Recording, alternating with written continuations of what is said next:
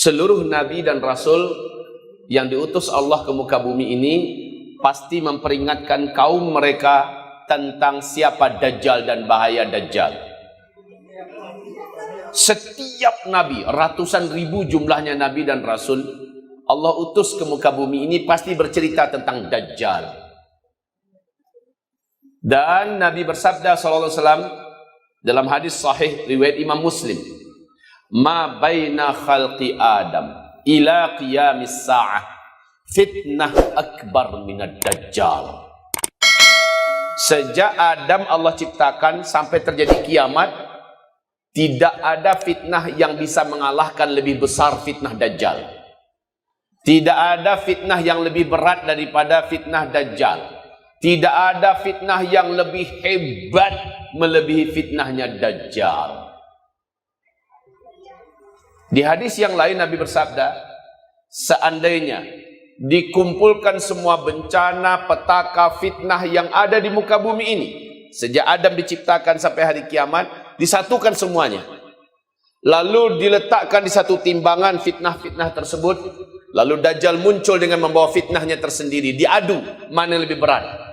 Maka kata Rasulullah, lebih berat dan lebih hebat fitnah Dajjal dibandingkan seluruh fitnah yang pernah terjadi sejak Adam diciptakan sampai hari kiamat.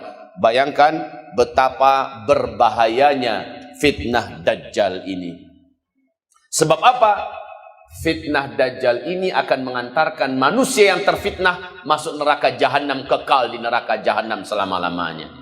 Sebab Dajjal akan mengklaim dirinya lah Tuhan yang selama ini disembah.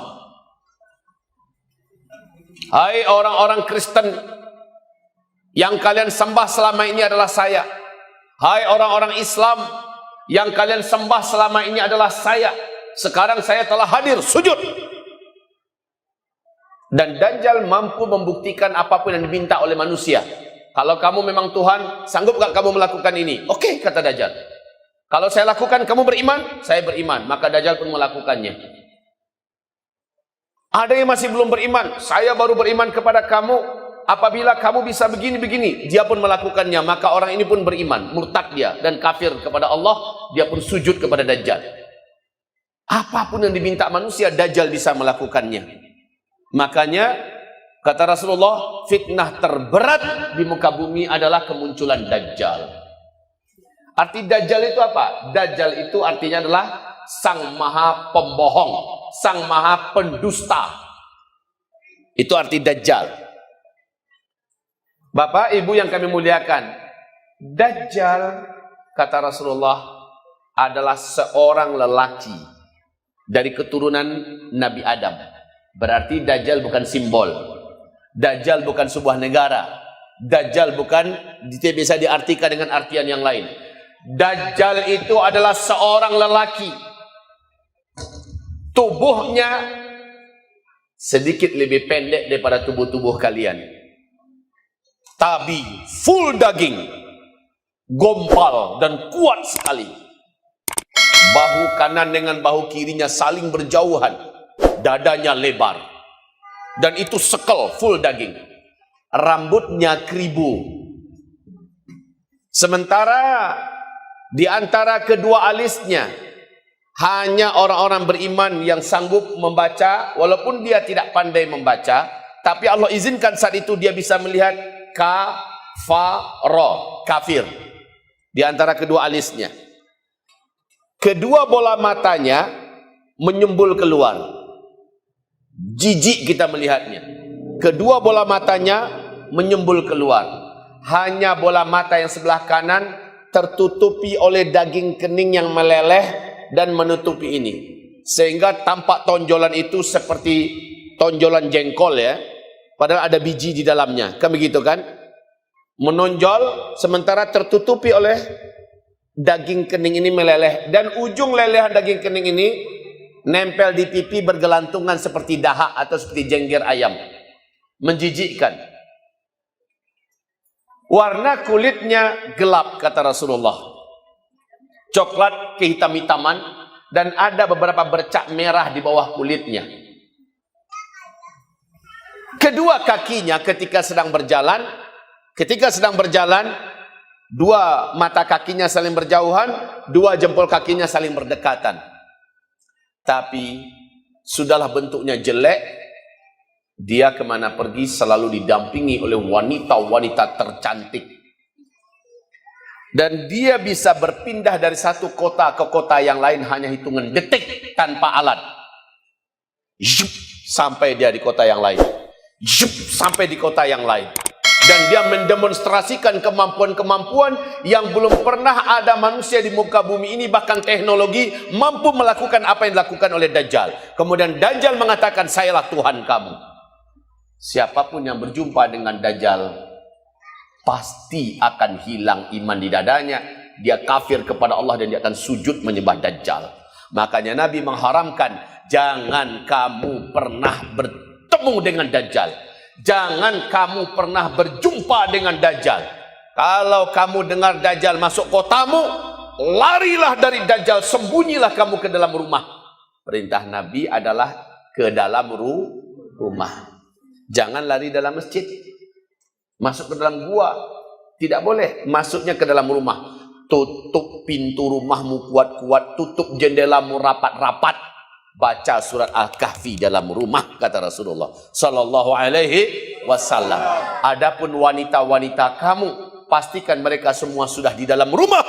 Ikat tangan mereka, ikat kaki mereka, karena mereka yang paling lemah saat itu.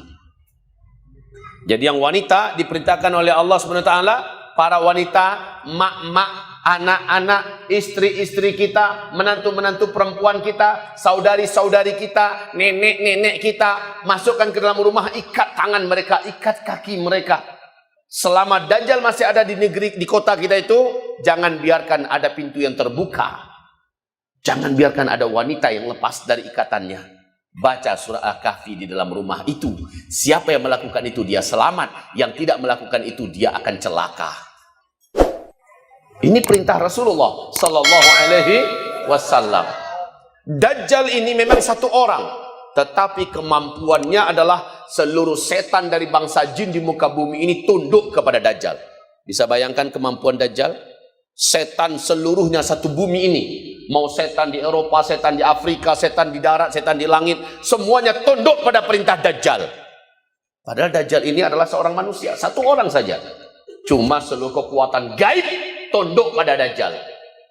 Saya rasa Bapak Ibu sudah bisa membayangkan kesaktian apa yang diberikan oleh Allah kepada Dajjal. Nabi berkata, tidak akan ada seorang pun di antara kamu sanggup melawan Dajjal. Takkan ada. Nanti akan ada seorang lelaki yang merasa sangat percaya diri, imannya sudah sangat kuat. Tidak mungkin dia akan murtad bila dia berjumpa dengan Dajjal. Saat Dajjal masuk ke kotanya, dia ingin berdebat dan menantang Dajjal. Laki-laki ini pun keluar. Tapi ketika dia melihat Dajjal, Dajjal melihatnya. Fitnah yang ada pada Dajjal, kekuatan yang ada pada Dajjal, menyebabkan iman di dalam dadanya keluar dari dadanya, dari hatinya. Dia pun kafir kepada Allah. Dia pun sujud menyembah Dajjal. Padahal tadi dia merasa imannya sangat kuat. Walaupun Dajjal sudah keluar meninggalkan kotanya, dia akan tetap kafir kepada Allah sampai dia mati. Maka dia menjadi ahli neraka jahanam, kekal di dalamnya selama-lamanya. Makanya Nabi mengharamkan, jangan kamu jumpa dengan Dajjal. Dan apa kata Rasulullah? Kalau saya hidup saat Dajjal itu keluar, saya yang akan langsung menghadapi Dajjal demi melindungi kalian. Tapi ketika Dajjal muncul sampai ke kota kamu, saya sudah meninggal, saya sudah tidak ada. Setiap kamu harus melindungi dirinya masing-masing. Begitu Bapak Ibu. Hadis tentang Dajjal ini sampai ke tingkat mutawatir. Apa mutawatir? Di atas sahih. Kita selama ini dengar kalau hadis sahih berarti sudah kuat. Sementara hadis mutawatir di atas sahih. Ijma' para ulama ahlus sunnah wal jamaah mengatakan hadis tentang Dajjal mutawatir. Ijma' seluruh para ulama ahlus sunnah wal jamaah. Mengingkari kehadiran dan kedatangan Dajjal, kafir dia kepada Allah, batal syahadatnya, gugur imannya, walaupun dia masih sholat tidak diterima oleh Allah, dan dia akan kekal di neraka. Kalau ada yang menolak kemunculan Dajjal. Oke, berarti kedatangan Dajjal wajib diimani.